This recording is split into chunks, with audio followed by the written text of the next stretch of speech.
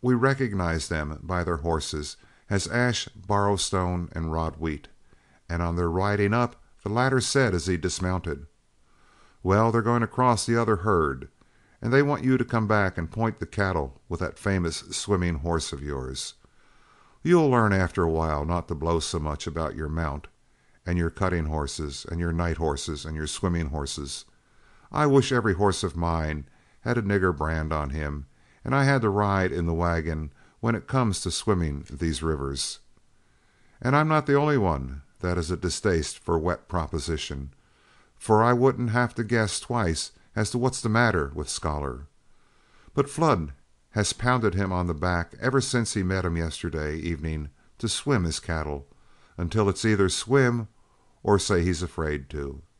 It's shoot, Luke, or give up the gun with him. Scholar's a nice fellow, but I'll bet my interest in goose heaven that I know what's the matter with him.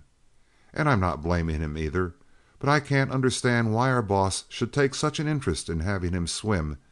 It's none of his business if he swims now, or for it's a month hence, or waits until the river freezes over in the winter and crosses on the ice. But let the big augers wrangle it out. You noticed, Ash, that not one of Scholar's outfit ever said a word one way or the other, but Flood poured it into him until he consented to swim. So fork that swimming horse of yours and wet your big toe again in the North Platte." As the orders had come from the foreman, there was nothing to do but obey. Honeyman rode as far as the river with me, where, after shedding my boots and surplus clothing and secreting them, I rode up above the island and plunged in. I was riding the gray which I had tried in the Rio Grande the day we received our herd, and now I understood handling him better. I preferred him to Nigger Boy, my night horse. We took the first and second islands with but a blowing spell between, and when I reached the farther shore, I turned in my saddle and saw Honeyman wave his hat to me in congratulation. On reaching their wagon, I found the herd was swinging around about a mile out from the river, in order to get a straight shoot for the entrance at the ford. I hurriedly swallowed my dinner, and as we rode out to meet the herd, asked Flood if Scholar were not going to send his wagon up to the ferry to cross, for there was as yet no indication of it. Flood replied that Scholar expected to go with the wagon, as he needed some supplies which he thought he could get from the sutler at Fort Laramie. Flood ordered me to take the lower point again, and I rode across the trail and took my place when the herd came within a quarter mile of the river, while the remainder of the outfit took positions near the lead on the lower side. It was a slightly larger herd than ours, all steers, 3-year-olds that reflected in their glossy coats the benefits of a northern winter. As we came up to the water's edge, it required 2 of their men to force their remuda into the water, though it was much smaller than ours, 6 horses to the man, but better ones than ours for being northern wintered. The cattle were well trail broken and followed the leadership of the saddle horses nicely to the first island, but they would have balked at this second channel had it not been for the amount of help at hand. We lined them out, however, and they breasted the current and landed on the second island. The saddle horses gave some little trouble on leaving for the farther shore, and before they were got off, several hundred head of cattle had landed on the island. But they handled obediently and were soon trailing out upon terra firma, the herd following across without a broken link in the chain. There was nothing now to do but keep the train moving into the water on the south bank, see that they did not congest on the islands, and that they left the river on reaching the farther shore. When the saddle horses reached the farther bank, they were thrown up the river and turned loose, so that the 2 men would be available to hold the herd after it left the water. I had crossed with the first lead cattle to the farther shore, and was turning them up the river as fast as they struck solid footing on that side.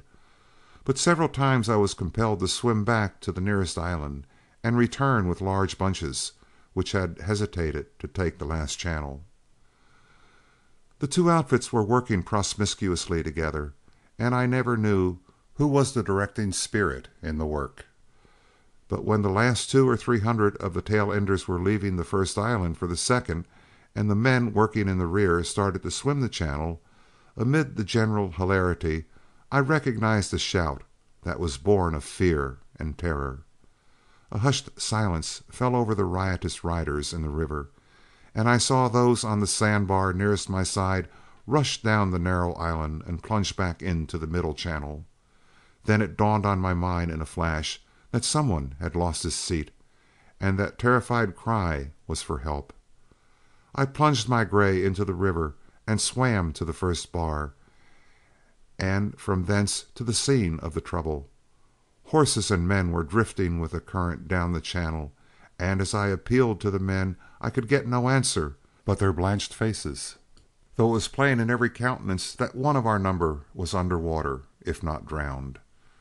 There were not less than 20 horsemen drifting in the middle channel in hope that whoever it was would come to the surface and a hand could be stretched out in succor. About 200 yards down the river was an island near the middle of the stream. The current carried us near it, and on landing I learned that the unfortunate man was none other than Wade Scholar, the foreman of the herd. We scattered up and down this middle island and watched every ripple and floating bit of flotsam in hope that he would come to the surface, but nothing but his hat was seen. In the disorder into which the outfit were thrown by this accident, Flood first regained his thinking faculties and ordered a few of us to cross to either bank and ride down the river and take up positions on the other islands, from which that part of the river took its name. 100 conjectures were offered as to how it occurred, but no one saw either horse or rider after sinking. A free horse would be hard to drown, and on the non-appearance of Scholar's mount, it was concluded that he must have become entangled in the reins, or that Scholar had clutched them in his death grip, and the horse and man thus met death together. It was believed by his own outfit that Scholar had no intention until the last moment to risk swimming the river, but when he saw all others plunge into the channel, his better judgment was overcome, and rather than remain behind and cause comment, he had followed and lost his life.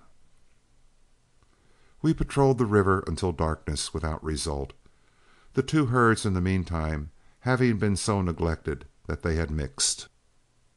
Our wagon returned along the north bank early in the evening, and Flood ordered priests to go in and make up a guard from the two outfits and hold the herd for the night. Someone of Scholar's outfit went back and moved their wagon up to the crossing, within hailing distance of ours. It was a night of muffled conversation, and every voice of the night or cry of waterfowl in the river sent creepy sensations over us. The long night passed, however, and the sun rose in Sabbath benediction, for it was Sunday, and found groups of men huddled around two wagons in silent contemplation of what the day before had brought. A more broken and disconsolate set of men than Scholar's would be hard to imagine. Flood inquired of their outfit if there was any sub-foreman, or segundo, as they were generally called. It seemed there was not, but their outfit was unanimous that the leadership should fall to a boyhood acquaintance of Scholar's by the name of Campbell, who was generally addressed as Black Jim. Flood at once advised Campbell to send their wagon up to Laramie and cross it, promising that we would lie over that day and make an effort to recover the body of the drowned foreman. Campbell accordingly started his wagon up to the ferry, and all that remained of the outfits, with the exception of a few men on herd, started out in search of the drowned man.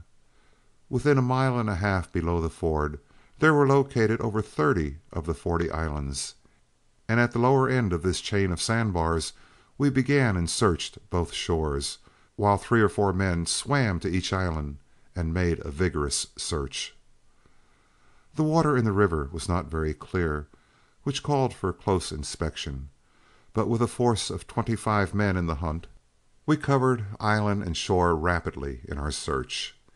It was about 8 in the morning, and we had already searched half of the islands, when Joe Stallings and 2 of Scholar's